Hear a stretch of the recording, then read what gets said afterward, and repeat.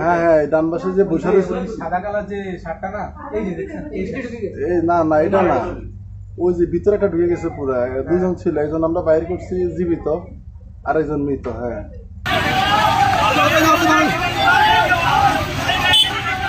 ওই এমনি